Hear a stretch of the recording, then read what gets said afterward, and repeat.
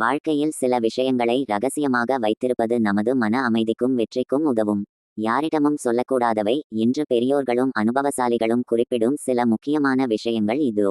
1. உங்களின் லட்சியங்கள் மற்றும் திட்டங்கள். நீங்கள் ஒரு செயலை செய்து முடிப்பதற்கு முன்பே அதை பற்றி மற்றவர்களிடம் சொன்னால் அந்த வேலையை செய்து முடிப்பதற்கான ஆர்வம் குறைந்துவிடும். மேலும் மற்றவர்களின் எதிர்மறை விமர்சனங்கள் உங்களை சோம்பேறியாக்கலாம். வெற்றி சத்தம் போடட்டும், உங்கள் உழைப்பு அமைதியாக இருக்கட்டும். 2. குடும்ப ரகசியங்கள் மற்றும் சண்டைகள்.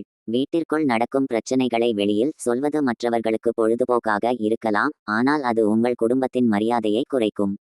3. மனிதரின் தலையீடு எப்போதும் பிரச்சனையை அதிகமாக்குமே தவிர தீர்க்காது. 3. உங்கள் வருமானம் மற்றும் சேமிப்பு. பணம் என்பது பொறாமையையும் வரவழைக்கும், தேவையில்லாத கடன் கோரிக்கைகளையும் வரவழைக்கும்.